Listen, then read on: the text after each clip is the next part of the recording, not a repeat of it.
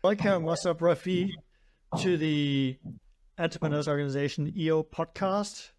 In this season, we speak with entrepreneurs from Morocco, and I'm excited to have you on the show, Mossab. Thank you, Simon. It's my pleasure to be with you here. Thank you. So tell us about how you become an entrepreneur. I see you now are the owner of multiple businesses. The most prominent, biggest one is the Big M Solutions, but you have a lot of other businesses. So you are, what could say you're a serial entrepreneur. Tell us how you got to become an entrepreneur. It was like motivation from my mother. She's the businesswoman of the family. She's the first one in my family, both sides, to be an entrepreneur. And that was basically because she needed to help my father provide a better life to the family. And I was motivated by her because I've had to help her. I'm the eldest son. So I had to help her at a young age, basically when I was 11, 12 years old. By that, I've started some side gigs. That was the age of DVDs here in Morocco and VCDs before that. So I took kind of process to became like a reseller for DVDs and CDs. That was like the typical thing you see on markets in Morocco, people selling DVDs on I don't know. I was in Morocco in like 2012 and 2011, and I think you have very active markets, and that is one of the things that people like to sell. Yeah. Basically, by then I was really too far away from that market. Because after that, I started when I was at high school, I believe 2009, something like that.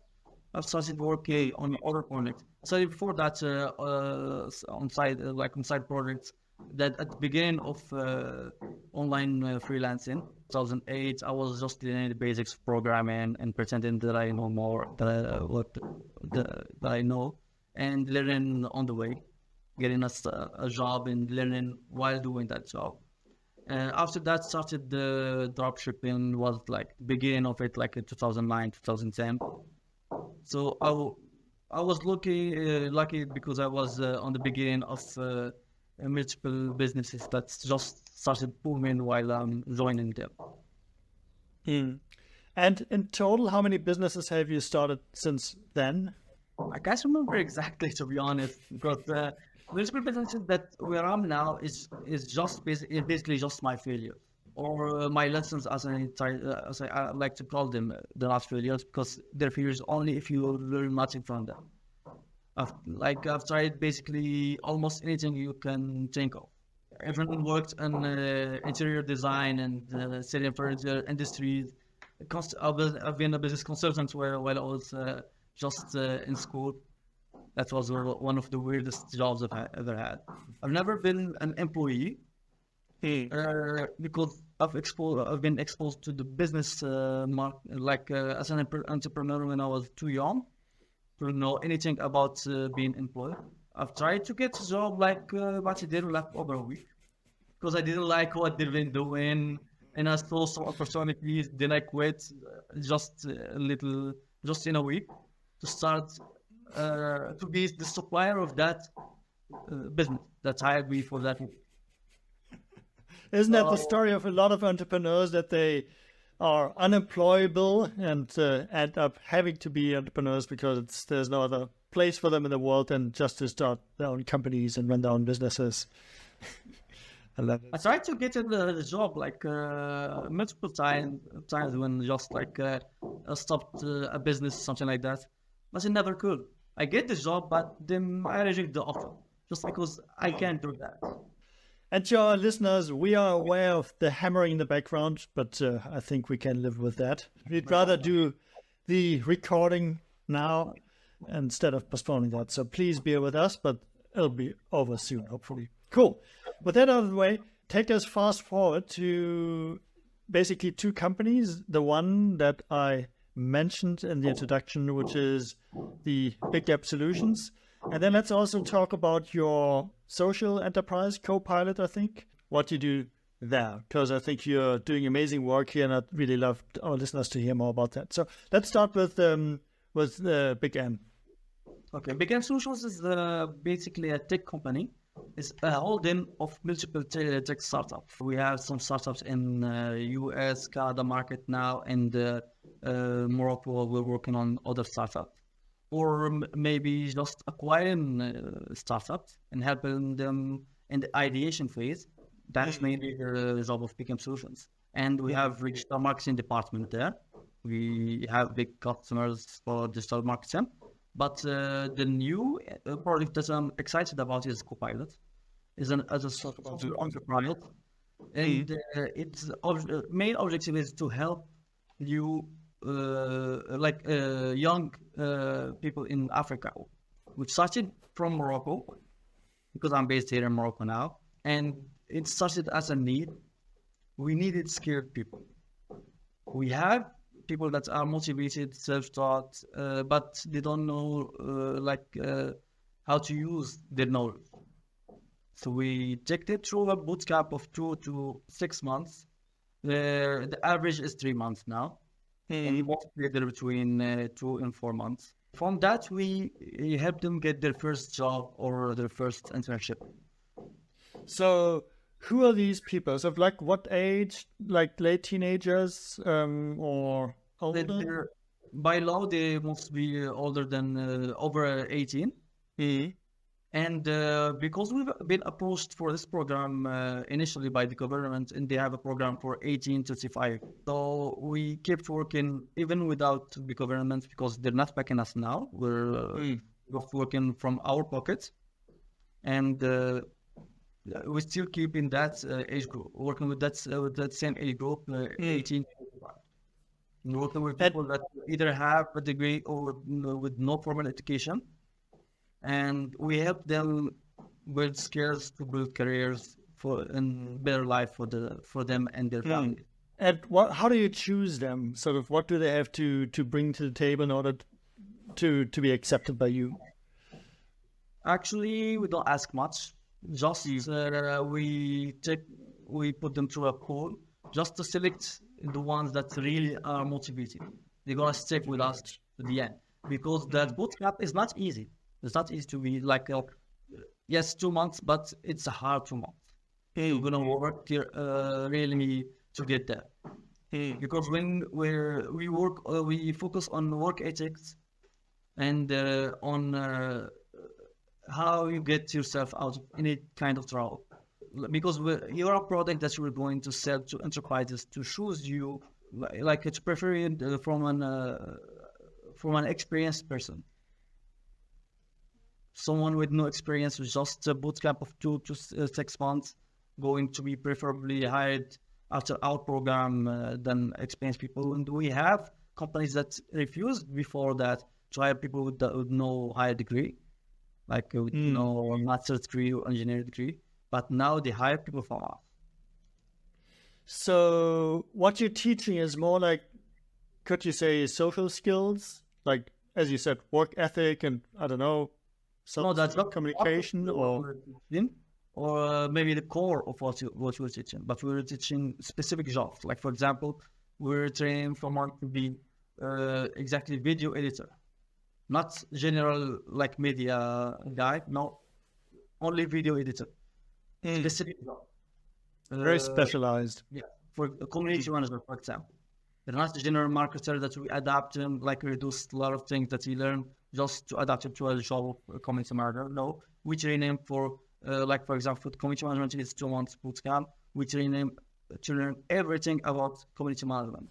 And after he gets hired, because we connect that person, we have just as a number, we have 70% female. Also, it's like a number that we're proud of. Beside the 86% employment rate after our program, which is like historical talking about Morocco. That's amazing. Yes. And we were not even prepared like when we started the program.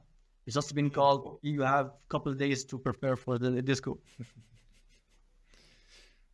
So if I understood you correctly in the preparation for this call, what you said is that you've been training employees in your companies before, and you've taken those skills and realized there's a gap in the market, or there's a need in Morocco, and you've taken these skills, training people for your own companies, and now you're making this accessible to basically outsiders that you then take back to the market for other employees. Is that correct? Yes, in the beginning it was just as a need, as you said, just for our company. Then we figure out, okay, when we try to hire like 10 or 20 people, if we get just 20, we'll have dropouts. We've been obliged to get like at least 50% more. And after that, people started to like our training program and stick with us to the end. At least like we've had over 100% of what we need. Like at the beginning, I believe the first group we had happened where this happened. It was like we needed 10 people, and we took 15 to train, and we ended up with 13 with us just to drop off. And we've met with other startups that said, okay, we are interested with this profile because we have a hard time finding them. And we basically need them to like quit your company or something like that to get them, or we're taking whatever. Some great startups, they don't even have the developers to create the solutions they're working on, or the marketing plan for their business. Because that's what we started with. It's the IT in marketing. Those are the sectors that we work in, and those are the trainings that we started with. After that, we've been it has been like a couple or multiple groups, I believe like 4 groups, where this happened. We've been taking like 100% over the number we need. Like let's say we need 20 people, we will get 40. We train 40. Okay, let's say the same cost for us. It doesn't cost us a cent more. Yes, it's a little bit annoying for like managing those groups, and like it's more resources like for lunch and stuff like that. But it's not much. And we started collaborating with other startups and convincing other startups that they want those people to get involved with us. And after much discussion, we ended up with we engineered the way that those students should learn. So we basically everything that's theoretical, it's online and self-paced learning. And when they come to us, it's just like for workshops and hands-on projects. So like the minimum for like 2 months bootcamp is 5 real projects, other than the virtual projects like just exercises and stuff like that. But when we talk 5 real projects minimum, is like we get companies to get involved with us, especially startups usually get involved with us and give those students their project to work on it. So you give them a real hands-on experience, working with something that can really hone the skills. That's cool. Okay, so then before we open up the perspective from micro to macro, because then I want to talk about Morocco, what is the business model? You get paid for this, or how do you make money, or is it just a non-profit? How does it work? Okay, we make some money sometimes, not always. At the beginning, it wasn't like about making money, but to stay in this project, we had to make money. So now we rely on international organizations or national organizations that support those students directly. Like they come to us, say, okay, we have a certain number, we have like 20 or 30 or maybe 100 students. For example, we're working on a project with an European foundation that want to help us get over almost 400 people to the job market like by 2024. Let's change gears and talk a little about the future that you envision for Copilot. Now that you've expanded sort of like the curriculum and the training opportunities that you provide, what do you want to take Copilot over the, let's say, next 5 years? Okay, we're working now on scaling Copilot to acquire more people. We're building a relationship with the other agencies that work in the employment sector, other government and non-government agencies, also some non-profits that are eager to join us, and we have already signed some a couple of them. And also we're expanding, like we don't do the training ourselves now. We work with other professionals to expand Copilot. We've had to give up control on the micro stuff. We just do now the macro management, not the micro management. So we create the programs and we work with the other companies to improve the program. Like every time, like every new group, we have to restudy the program, know if we have to change anything there. And also, we don't have trainers like the casual trainers that we have in universities and stuff like that. No, we have professionals. We have like someone that, like yourself, you are a marketing professional, and for that, you are a good fit to work with us on Copilot. Why? Because when we train you to be, we go through a small boot camp of 2 weeks to be a trainer, and we accompany you to, we help you through your career with us. It doesn't need to be your full-time job. It's just a part-time job. It should be your part-time job, not full-time. You work with us, and when you work with those young people, you will teach them what you just applied today or yesterday. Like, for example, so it's a very, very practice oriented, because you work with people who actually do the stuff themselves that they teach. So it's a very hands-on it's like teaching methodology. Yeah. A typical teacher will just give you the theory of things, but you as a practitioner, you will show, okay, theoretically it should be done this way, but practically it's done this way, and this is how you should do it. So nice. You know better than just someone that know the theory of things, because you and firsthand. And what are the numbers? How many people do you want to reach, let's say, in 5 years? Have you set like a big, hairy, audacious goal in terms of the number of students that you want to train? Yeah. Okay. The government recently, I'm talking about the government now more than before in my life, because they launched multiple programs, not just to help us, to help companies and attract foreign investment more. Besides all the advantages that Morocco gave the foreign investors to come to Morocco, like tax breaks and other stuff like that, even help you with the buildings if you need them, core industries, tax for years, connect you with the potential buyers and everything there. Also for employee side, now they will pay for the training. If you come to invest in Morocco, or even if you want, for example, we have that with Europe now, and Canada, they take a lot of immigrants from Morocco. And the government said, okay, you want our people to work with you, we will pay for the training. Okay, nice. You want to hire, for example, computer engineers? Okay, how much does it cost to train them? Okay, we'll give you the money, you train them, or you train them here in Morocco, then you take them out, and we pay them for everything.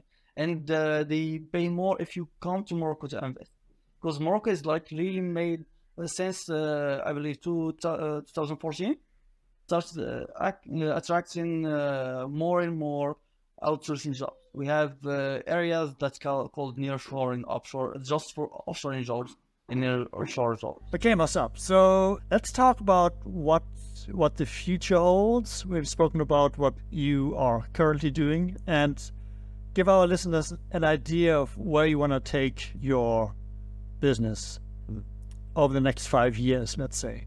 I can say everyone should change their plans from 5 years to 7 years for Morocco. And if you're planning to invest in Africa, it's the right moment. The next 7 years will be really exciting, especially with the football place. We have Africa's World Cup, Teams World Cup, and the FIFA World Cup also in 2030. And for everyone who's trying to invest in a country, that makes a huge difference. It's a great economic boost. for tourism, for industries like the consumption power, people will consume more. And also, like for the last 5 years or so, Morocco been attracting huge investments from all over the world. Like we have billions of investments every year coming to Morocco. Why? Because we're from the geographical standpoint, we're the bridge between Europe and Africa. So if you are planted in Morocco, you can serve both Africa and Europe. And politically, we're good with everyone. We're easygoing, like from with most of Africa, if not all of it, with few minor problems like that every country had. And for Europe, we're like a good ally with all the European Union. We're started exporting energy, like the first African country to export energy to the north, like to Europe. We're going to export energy to the UK. We're starting to replace France in the energy sector. Also with gas on the way, in the oil discoveries. Like it's really exciting years coming ahead from Morocco. Yeah, definitely. I mean, that's the sense that I got from the various conversations that I had with entrepreneurs in Morocco, is that it's a good place, and it's getting better over the coming years with a good economic climate, and with a good political framework. So we looked into like the macro climate for Morocco, but what does the microclimate hold for your company? I mean, you want to, I think, expand across Africa. Do you have like a strategy that you want to use specific countries, and if so, for what reasons? How do you make a decision on what countries to tackle first? I will start like from the macro to the micro here. I'm from Casablanca, and in Casablanca we have a neighborhood called Casa Finance City. It's like a small city within in the border of Casablanca. All made, it's like tall skyscrapers and that. It's all made exclusively for companies that will work on other African countries. So to have an office there, you have to mention that 80% of your revenue from other African countries. So that's within the strategy of Morocco. And for my particular case, for co-pilots, one of my companies that work in the employment sector, we're starting pilot programs in Morocco, like different programs, but one of them will be supported by other foundations to create 1,500 jobs in the next 2 to 3 years. And Morocco, it's a big program. Yes, and especially with the success rate that we have with the small team for this program, it was like 86% employment rate after our trainings, after 2 to 6 months top training. Yeah, and the so you want to that we involve the yes. You want to scale that Morocco? The scale in Morocco. Yeah, this all from Morocco. The Morocco, like we have now it's lower for the unemployment rate. We've had like 20% in like 5-6 years ago. Now it's like we're struggling finding the right employees. But we have unemployment rate, but they're not qualified to find jobs. So our program is to train them and make them employable. So we need the digital marketers. Okay, we get people that are excited about the digital world, and we train them to be digital marketers. We got people like that want to learn coding. We train them to code with games, with involvement with the real life project. The difference between us in universities and other schools, that we don't use job exercises. No, we involve those people in real projects. We involve companies that are interested in recruiting them afterward. And in the process of their training, so they're trained based on, like for example, you have a project, you want to recruit people for that project, and you're interested to recruit people from this school, like within 2 to 3 months. Why wait until the end to tell them about your project? Would involve you from the beginning of the training. You will tell them about your project, and they will learn in practice on your project. And we will finance also, like if you need, for example, for the IT sector, we will finance the infrastructure. We will give you servers. We will give you access to tools you need, like for AI and stuff like that. We will do that for you. We'll give you that. It's just we want you to be involved with those young guys to learn and to make them excited about this new opportunity for them. And talking about Africa, we know that in Africa there's multiple regions. Africa is really big. It's not like on the map. It's bigger than Europe, bigger than the Americas. It's like the second largest continent after Asia. So we can't work on, we say, theoretically work on all Africa. We will work on the West Africa. Why? Because there is cultural similarities, like countries like Senegal. We have like the same culture. Yes, people look at us. Apparently, we're two different people, but on the cultural side, politically, religiously, every time we're the same. If you talk with an with a Senegal, someone from Senegal, someone from Morocco, we're two diverse countries. We have like diversity culturally. We have multiple tribes in the same country, multiple languages. So that's what's beautiful about Africa. Most of countries have this diversity, and especially like if we will talk about West Africa and Morocco, we have been a good influence for the last 2 decades, with huge investments coming from Morocco to the West African countries. Like we can talk for all the West Africa, including Ivory Coast and all of these countries. The largest bank there and the largest infrastructure companies are Moroccan. That's been the investment of Morocco there for the last 2 decades, and that's give us also an advantage there to invest in those countries. Because you only have an economic connection.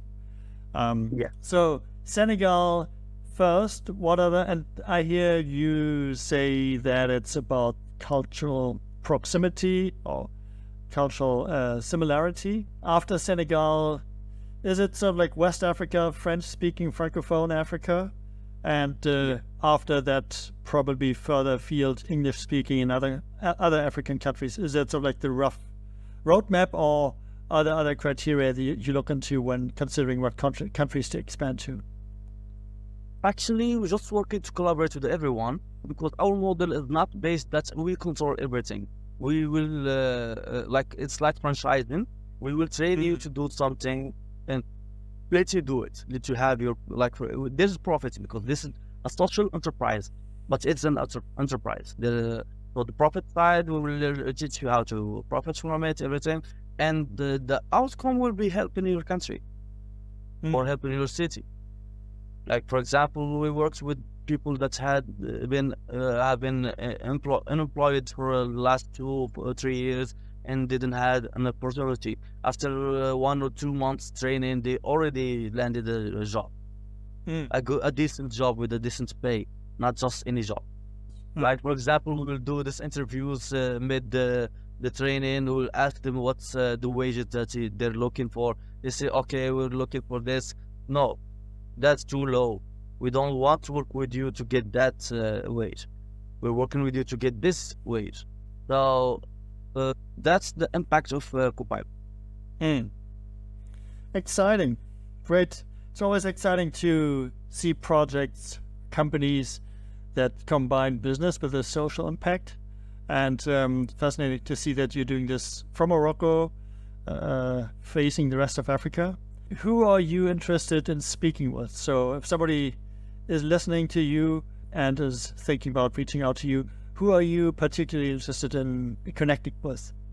Everyone that's working on the training sector or the employment sector. helping youths landing better opportunity. We have people that been like struggling, and now they are the main provider for this for their families. That's the kind of impact we want, and we can help you do that. We are open to share our model with you, business model with you, and work together on having a huge impact on Africa. It's the time now to do that. We just got rid from vampire that's been fucking African blood for ages now, and Africa is on the rise. If you see, like we've been talking about Senegal, if you see Senegal like 2 decades ago and now, it's a big difference. Morocco, if you've been to Morocco like 10 years now, and you came like in 2030, 2023, it's a different country. It's not the same. It's not just Morocco and Senegal, many countries. If we talk about Nigeria, for example, like Nigeria is like a big example, also Kenya, from the technological standpoint. Like many tech startups, fintech startups coming from Nigeria and Kenya. Kenya is having just like, I believe, like for us two Africans, we still see Kenya as that poor country, like extremely poor country. It's not anymore. It's on like really growing rapidly. Rwanda, it's the model that we all, the fantasy model for all African countries that we all inspired to. So this is Africa now. Africa is not that poor country that need just to give us a hand, like give us food. No, we don't want that anymore. Well, that is one of the perceptions that we will change with this podcast by showing entrepreneurs and entrepreneurship across different African countries. Talking with entrepreneurs from Morocco. So, Mossab, listeners who want to reach out to you, how can they best get hold of you? What is the best channel to get in contact with you? I'm always on LinkedIn. I reply to every message I get, and I get a lot of messages, especially from all with Africans, because I'm a mentor also, and I work with startups in early stages in tech sector. And my LinkedIn is, I don't know if we're going to display the name. It's Mossab Rafi. It's MOSSAB Rafi, RAFIH. From Casablanca. So I guess there's only one. And I believe I'm the only one. And the website. First, my name. And please share your website so people can look at that.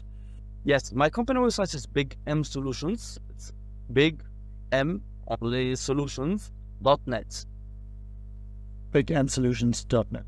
Fantastic. So, thank you very much for your time. And I feel inspired having listened to the impact that you're having in Morocco and the vision and the aspiration that you have to go beyond just Morocco and spread the impact that you have across Africa to more countries. So, thank you very much for being on the podcast, and hope to meet you in person one day.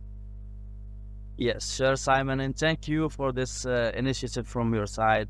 It's been a great pleasure to talk to you. We're talking before this, before we start recording, and I believe like we shared similar views on how Africa should be, and it's now. We do.